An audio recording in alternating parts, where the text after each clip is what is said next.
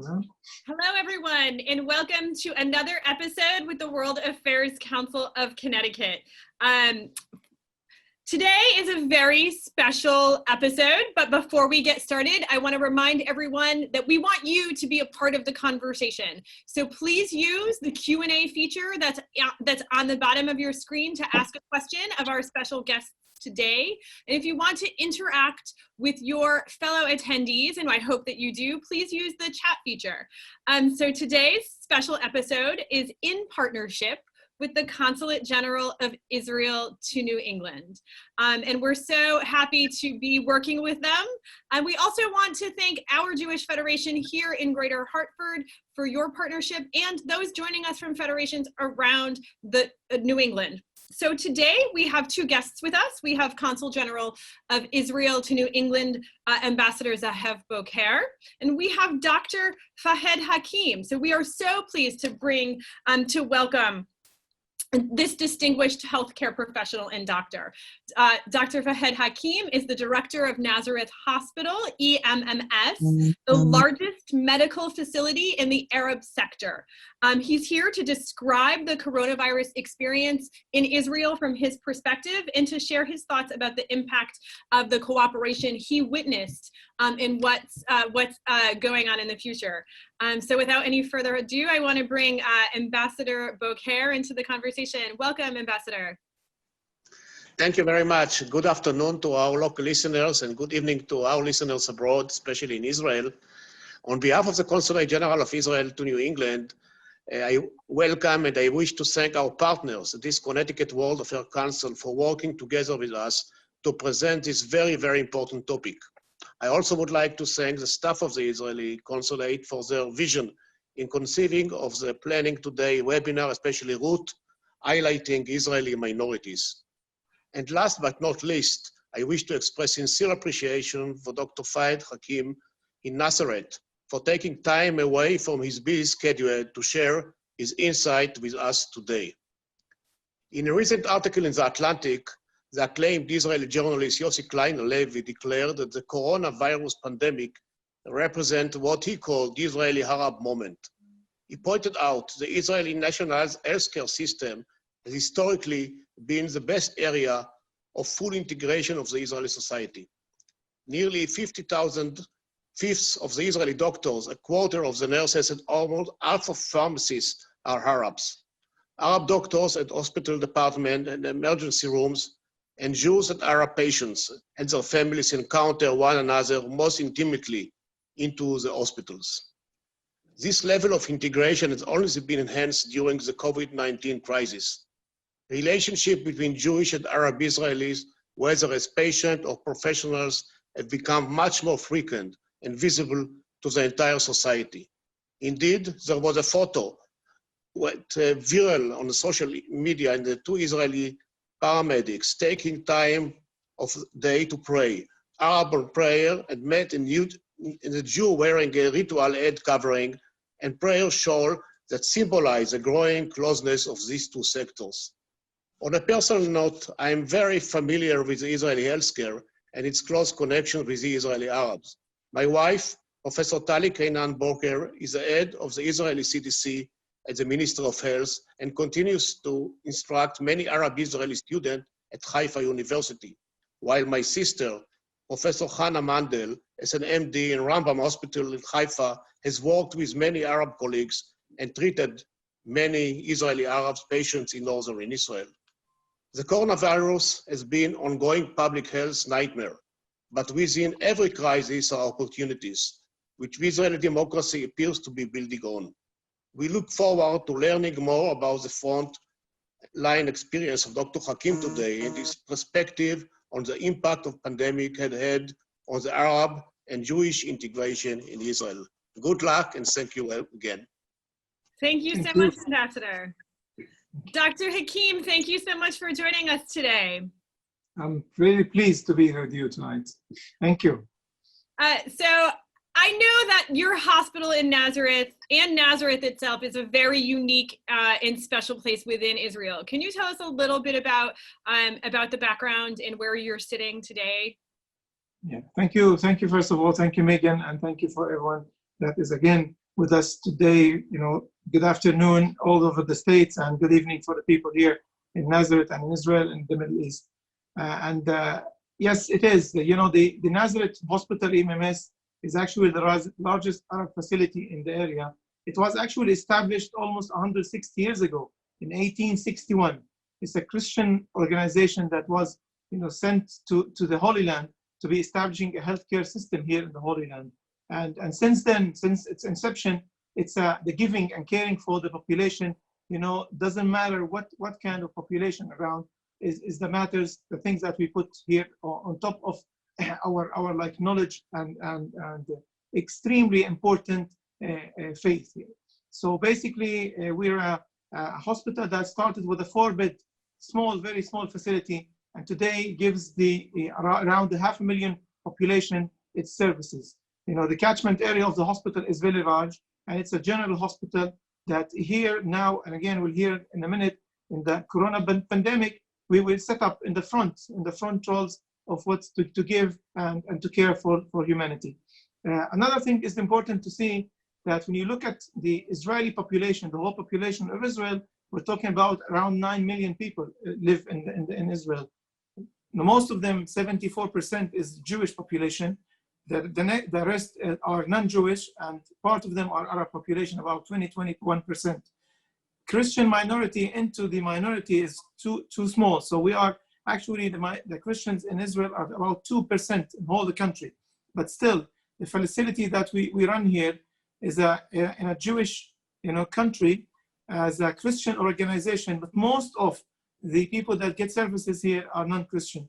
So it's a unique facility, comes with a love and care, and highly professional. It's an academic institution today with an extremely large impact on the population. Around 1 million people get on our land every year. So can we talk a little bit about how Israel is experiencing the coronavirus? What has it been for you as a medical professional and the director of Nazareth Hospital to experience, the impact of COVID-19 on the ground? As you all know, COVID-19 got us, unready. All the world wasn't expecting something like this coming through this 2020 pandemic. So basically, again, Israel was one of the countries that understood something happening in China, and we are getting ourselves ready and fast. It's not military problem. It's not on the borders. There's no borders with this corona pandemic. It jumps over everywhere and comes into the country from every window and every door. So basically, again, I think Israel has coped with the pandemic well, because if you look at the outcome for today, we can see that all over the country of 9 million, we got 300 patients that passed away from the citizens of Israel. Around 20,000 for the time being were infected, and 15,000 or more got out of this, are cured today. So basically, number-wise, we're good into the numbers, and I think this is the basics of what happened here.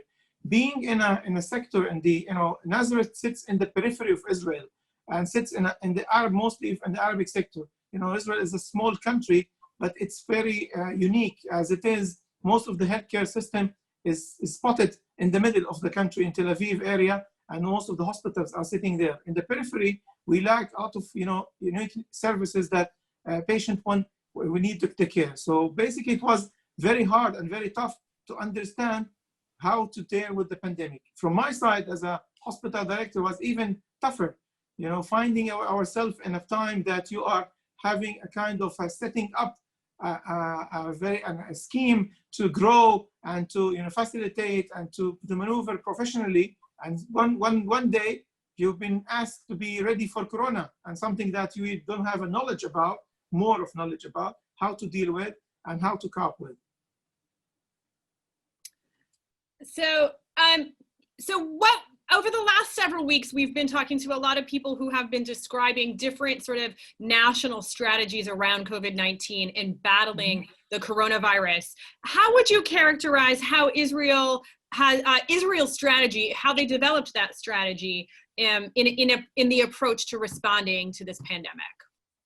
Yeah, actually, the Ministry of Health in Israel, and again, the leadership of the country, puts lines of projection, what kind of projection could be happening into a 9 million population. And again, multi-plural population, diversity. You have Arabic sector, you have the Orthodox Jew sector, you have people that are packed, some kind of villages that are very packed with population. So it's a very problematic area. And the most what happened is the lockdown. Israel's strategy was basically to have an early lockdown and to prevent the pandemic to grow into the population. Because of the uniqueness of Israel, the lockdown itself got very good and anticipated very good. The problem was, again, society-wise, we didn't understand what is the virus, how the virus could be getting to us, how it's going to infect us. So one of the problems that was the knowledge. We didn't have the most of the knowledge as professionals and as citizens. And this pandemic got us into panic a little bit, and the panic went well. And people sat at home and quarantined themselves while they were sitting at home without the order of being quarantined. So this got us the early lockdown, and the early lockdown basically got its effect on the country at all, and basically the sector that we work in mostly. So you would describe this strategy as effective. Are there any lessons to be learned as we sort of look to perhaps see a second wave? See, that the strategy was, again, getting the people, separating the population, giving the population to understand that social separation, getting safety measures, masks, gloves, again, washing the hands and locking down the population early as we can was the basics of what's happened here. But on the same aspect, the government gave the opportunity to the citizens to be checked for the coronavirus, and again, spreading everywhere. Special areas, special zones for people to come in, again, as drive-in, drive-through, to be checked and to lock the virus itself, not just to lock the population, and that was important. I think it was effective because of the outcome for the time being. The problem was again economically. When you lock down the population, basically you lock down the economy, and the economy is some kind of we need to have the balance of how much locking down the population and how much economy lockdown. And this is the basics of how the strategy was calculated here in the country. So I'm going to bring in a question from the audience. And so Stefan is asking if you think that there is any medical explanation to the low number of COVID-19 infections among the residents of the city of Nazareth. Okay, so Stefan I think it's one of the ambassadors of the Nazareth Hospital, and I thank you, Stefan, for this question. Again, Nazareth is the holy city, so we feel privileged that we are here. So we have somebody else that is caring for us. But basically what happens in Nazareth, actually, Megan, is Nazareth is, as I said, is a very important city in the world. And we have around 3.5 million tourists that come to the city. And basically what happened in Nazareth, as early as the pandemic started, even before we had patients, COVID-19 positive patients in Israel, we had a couple of tourists that came up from the Far East that to tour in Nazareth, and some of them came back to their hometowns and we got the news that they were infected, and the city went into a little bit of panic earlier than any city in Israel at all. So the schools were locked down basically before, and the storage, all the stores, all the markets, all the hotels. So basically that was of the kind of how the city took care of itself. And I think the citizens of Nazareth were very supportive of what the government were putting on them as measures of regulations, and they actually took responsibility of their families, their kids, and took the virus seriously. And I think this is what the measure in Nazareth at all. Till now, we got 23 patients, positive, and that's around 100,000 population. That's a very good outcome. So one of the sort of things that you have observed during this pandemic, during this crisis, is what you describe as a silver lining.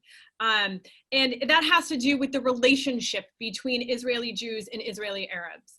Can you talk about what you've experienced during this pandemic? Okay, and what so thank you. Yeah, this is thank you, Megan, for this important question, actually. I think a minority as at all, not just in Israel. Basically, this time of the pandemic went into all the population of the world. Doesn't divide between tall people and short people, blonde or black, black hair or whatever. So even in Israel, I think this time was actually, I call it, everyone was a soldier here. So basically everything was set up aside, and this Corona got us to the basics of life and expectancy of what's happening in our life. We wanted all to be saved by someone, and the someone was me, you, neighbors, it doesn't matter who. And I think at this time, the minority in Israel was as an Arab minority, and as Ambassador Boker said, lots of healthcare professionals come from the Arabic sector. As he said, fifth of all the physicians in Israel are Arabs.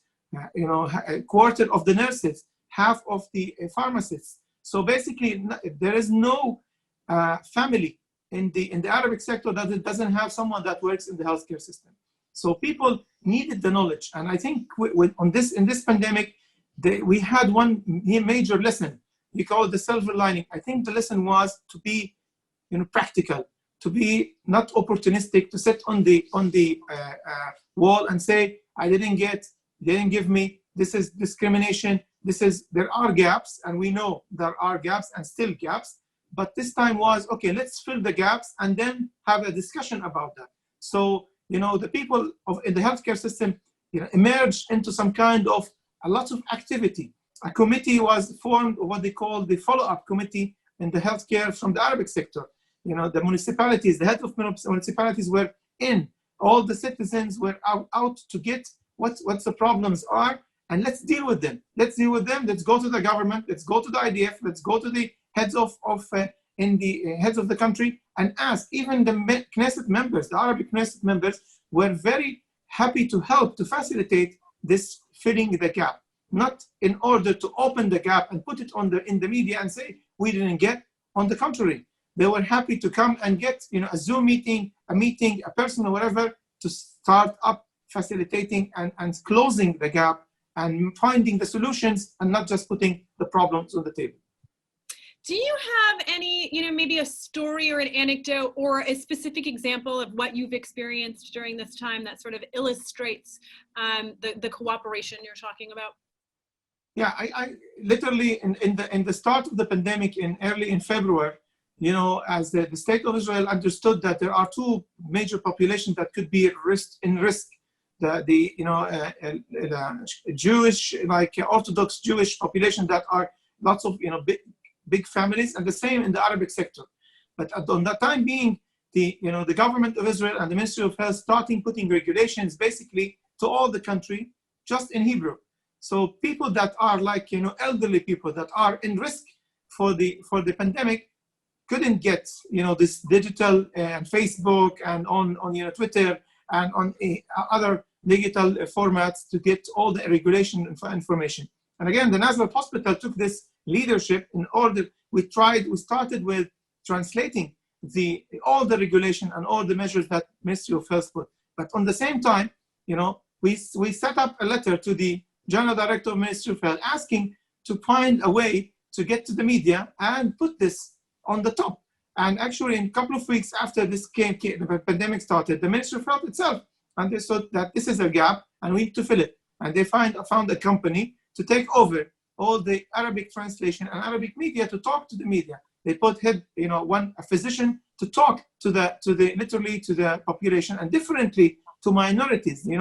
Even into the minority, there are separate minorities. And again, in the States, you can't deal with the North as the South. You can't deal with the middle of the United States as anything. Where Chicago is totally different than Boston, and again, and San Francisco. So there are populations that you need to deal with them differently. And I think this was one of the major changes. Another change on the ground, finding that there were gaps into hospitals that lacked facilities and lacked ventilators, mechanical ventilators for patients. So again, putting the gaps, coming to the Ministry of Health, asking for the help, even from the IDF troops, to come and help into the country in taking over some kind of, controlling the pandemic, So yes, we got this on the table. We got the MKs involved. We got a committee involved, and again, Ministry of Health, even Ministry of Finance, Ministry of Defense, and the Prime Minister office even got into this to find a solution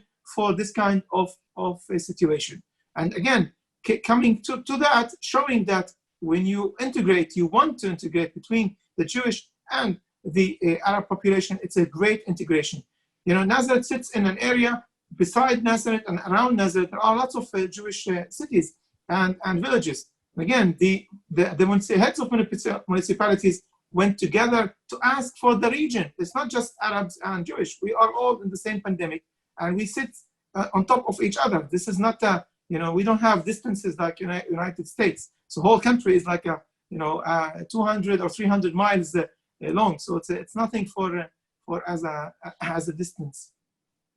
So recently, a policy brief written by the Institute of National Security Studies wrote that the fight to save lives during the coronavirus pandemic would be fatally compromised without Arab professionals participating. How significantly has this sort of integration, this cooperation that you're talking about influenced or shifted public opinion, right? Because we all have to come along.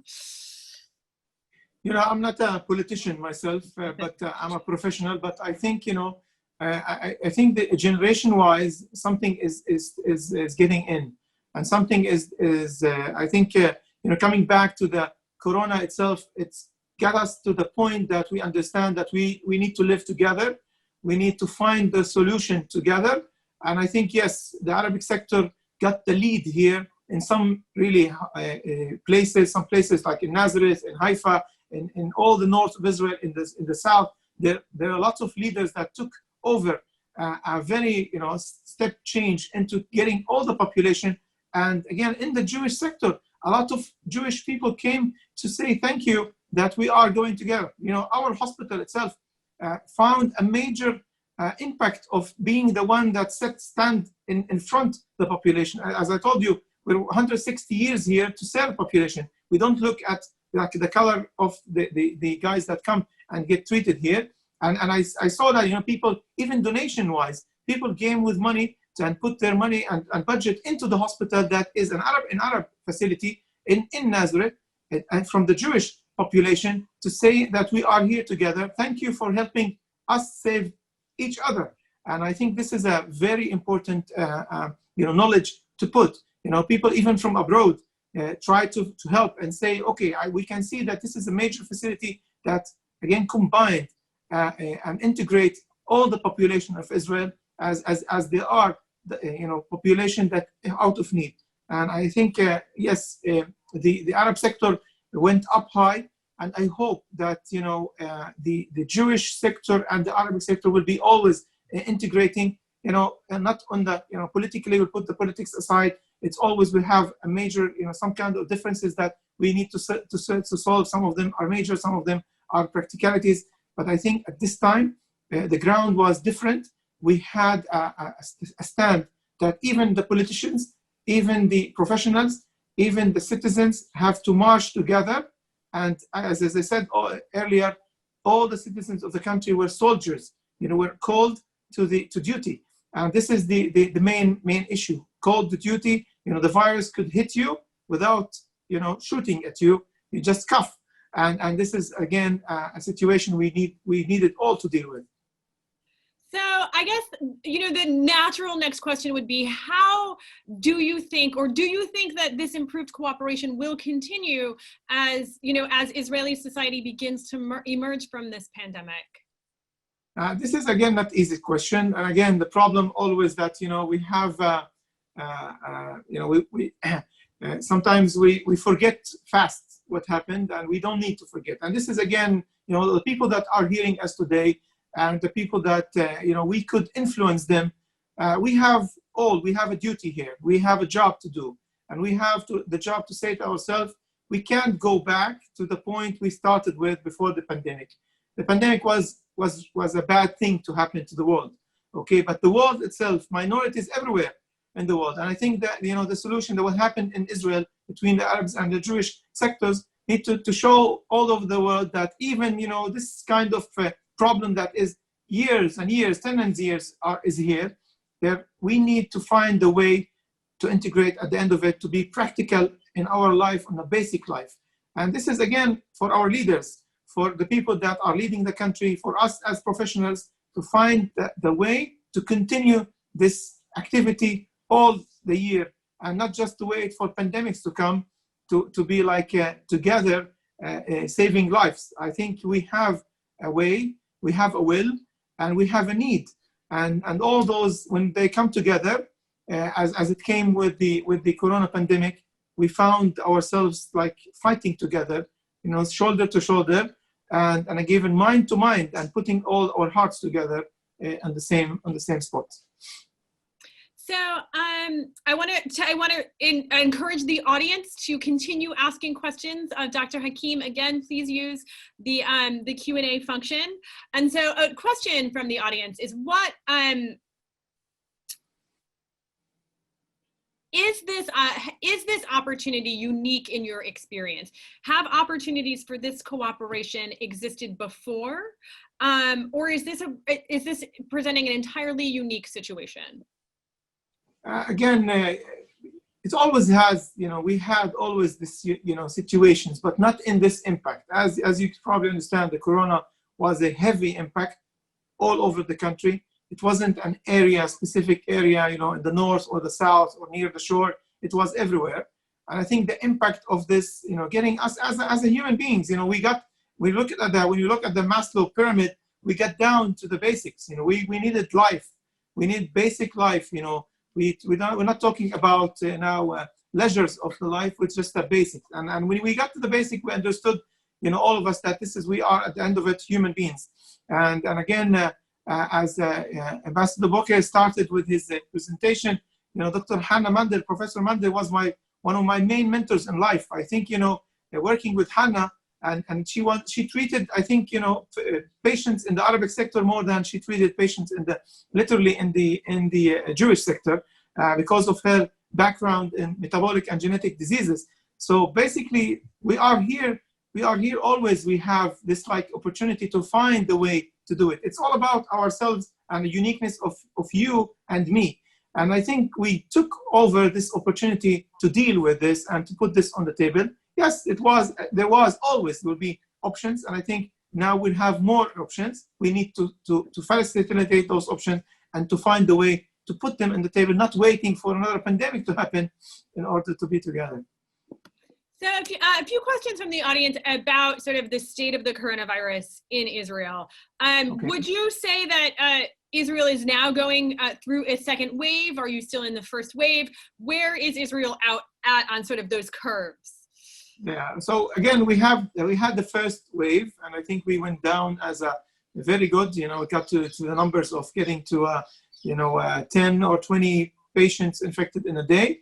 And now we're going up. Unfortunately, we found ourselves today as for 300 patients from yesterday to today. But again, yes, I think it's another wave. We don't know, as probably understand, we don't know where it's going on. We hope, and we're working toward not having a large wave, because sometimes the second wave will be hitting larger and stronger than the first one. But again, it depends on us. It depends on the population. It depends on the trust that we could get the population to understand. The major problem was, again, the economic problems of the country, because people were locked down for a long time early, and they need oxygen as economically. Sometimes people say, let me get infected in corona. I want to live. I want to live my life. And okay, so corona won't kill me. I will be dying from financial problems.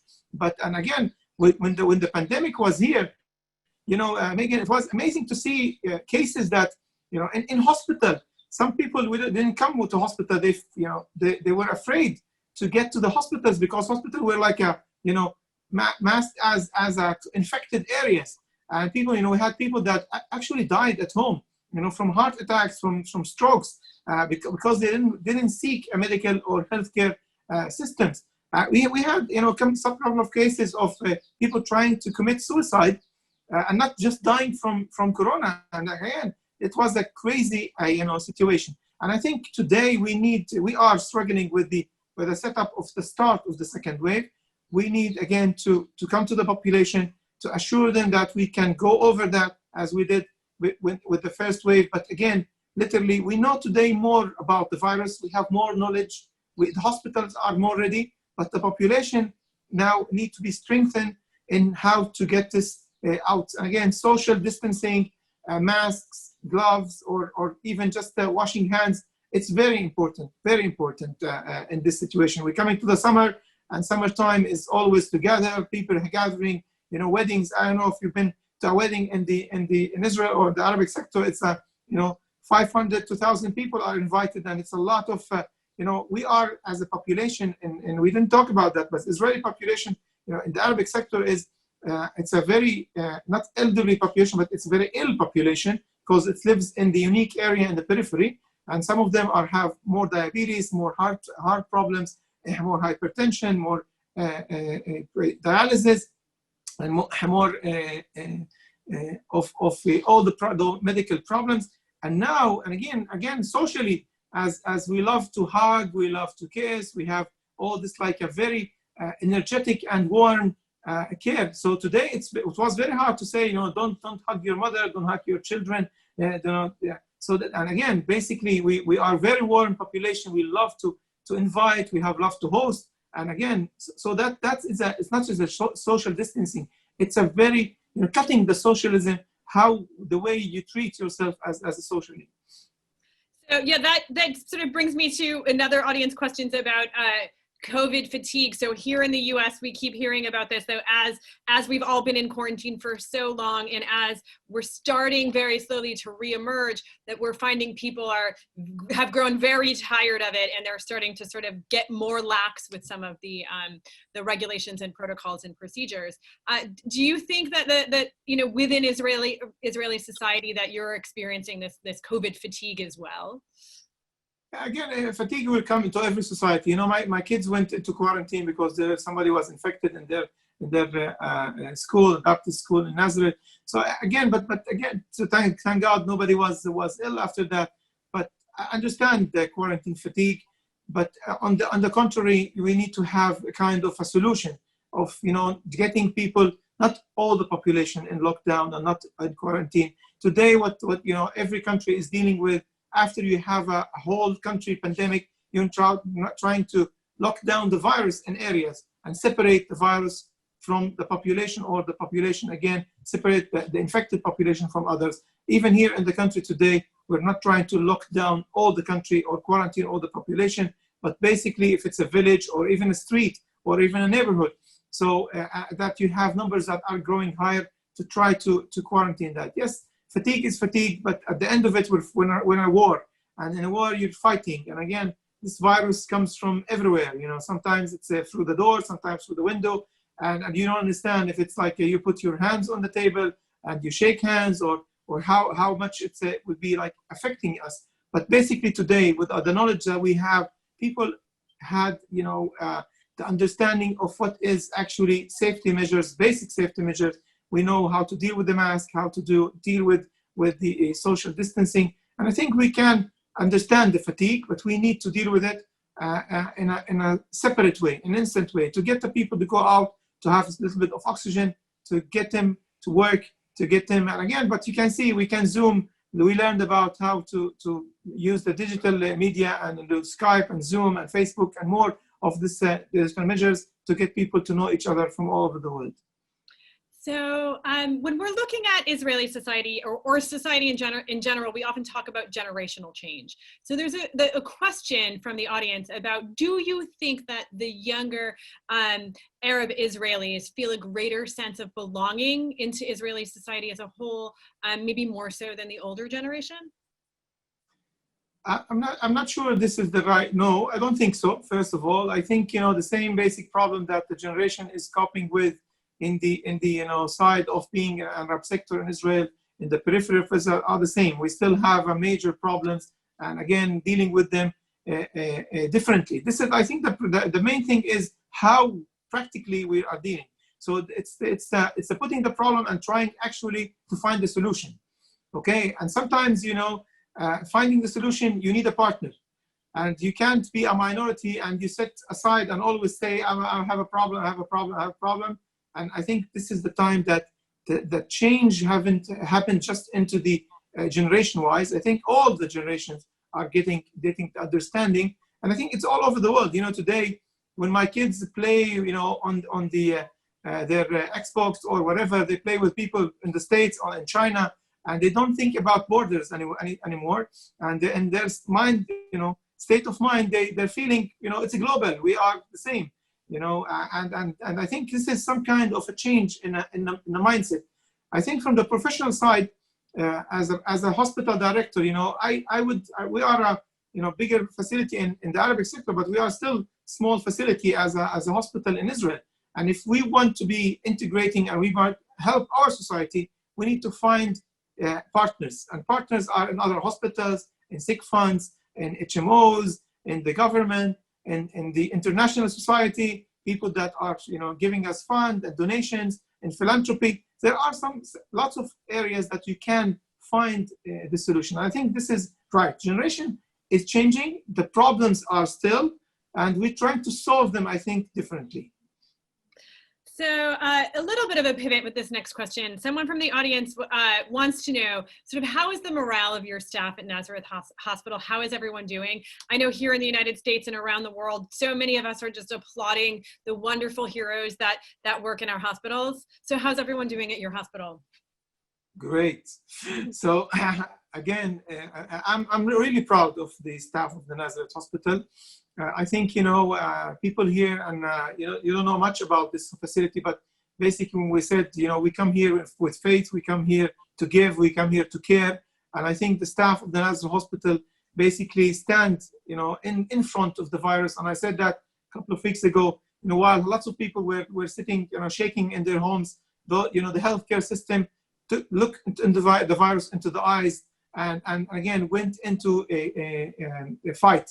We have 4 departments here. We call them the victory departments in the hospital, as we are going into victory on the corona.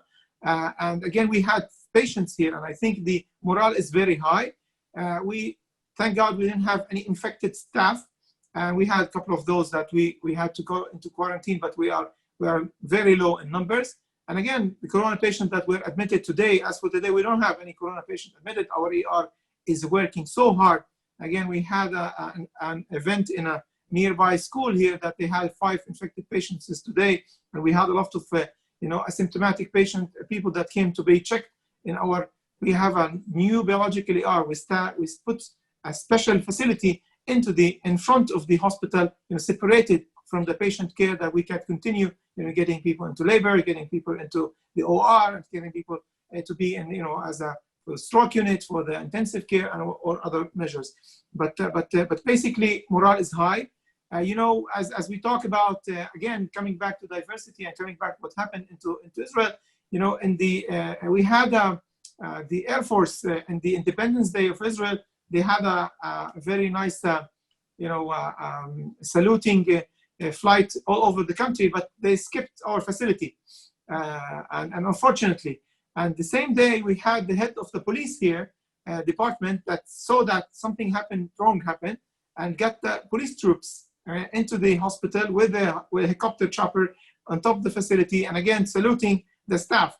So basically, sometimes when you see that, when you are in the front lines, again, soldiers in front of the corona, so we can find, again, a way to project that to the staff, and again, saluting the staff. And I salute all the staff, all the healthcare system in the world through your, you know, this webinar, and say, you know, as a hospital director, as a professional, as a pediatrician, as a father, and again, for kids that go to school, thank you all for again being there to save our lives and to help us, you know, fight this corona. And we are actually going to be, you know, get the flag of the victory over the corona, hopefully soon.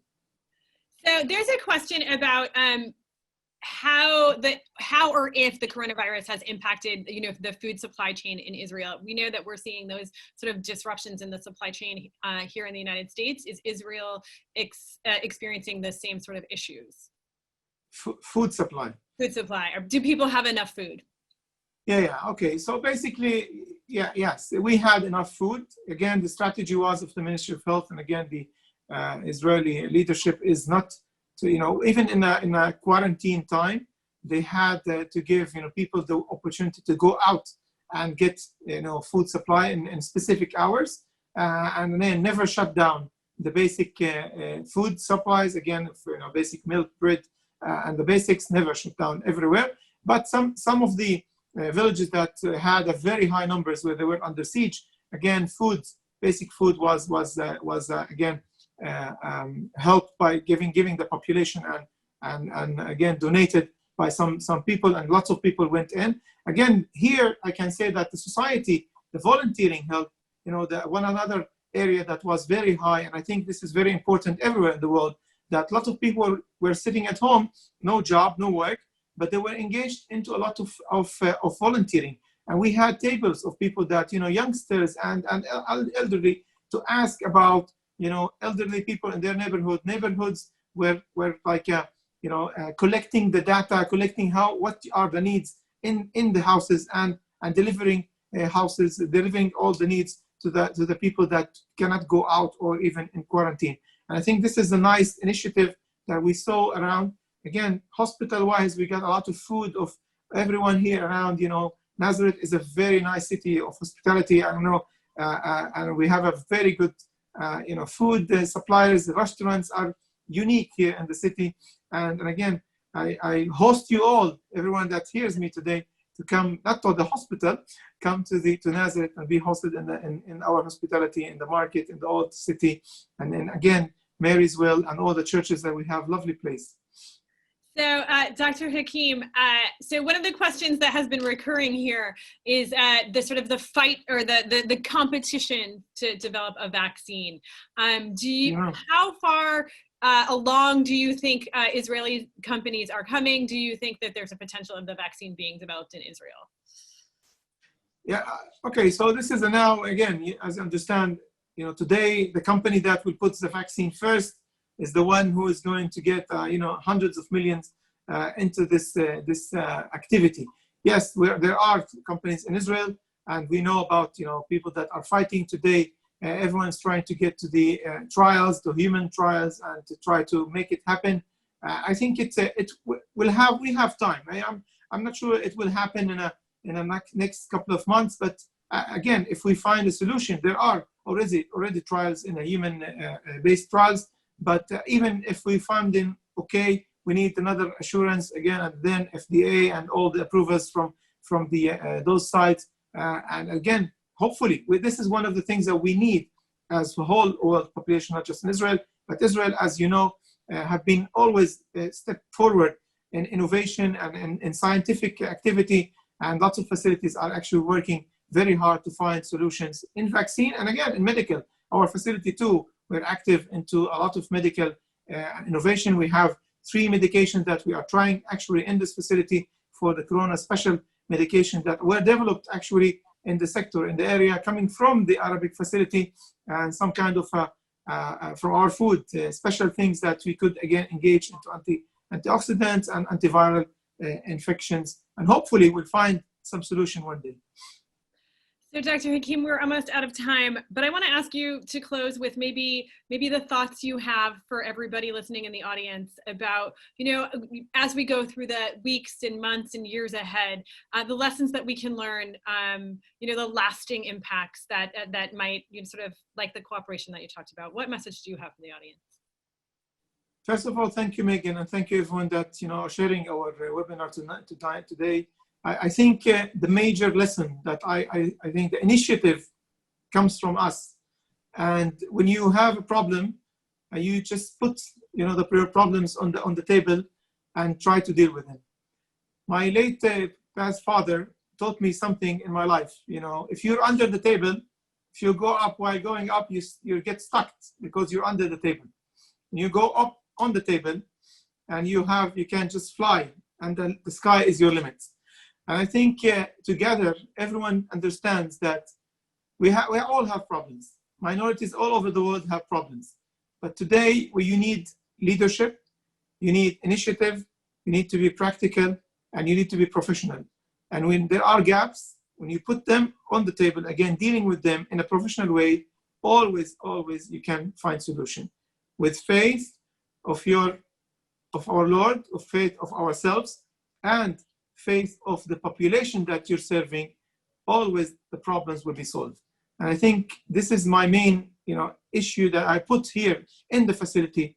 We have lots of energy, positive energy. Let's deal with it together, all over the world. As we started this webinar talking about something that happened in the other side of the world that's impacting us. A lot of things happen on the other side of the world. In Nazareth, Jesus Christ lived for 30 years, the only city in the world that he lived 30 years.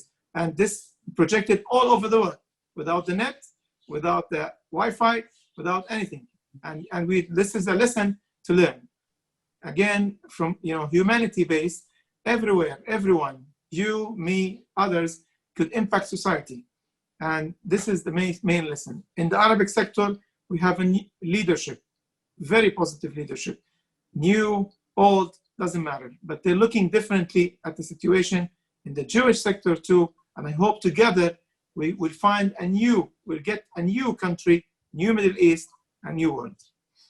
Dr. Hakim, thank you so much. I hope to someday visit you at your location in Nazareth Hospital. Thank you for joining us, and everyone out there, including you, Dr. Hakim, please stay safe and well. Thank you very much, and literally stay safe. From Nazareth, my blessing to you all.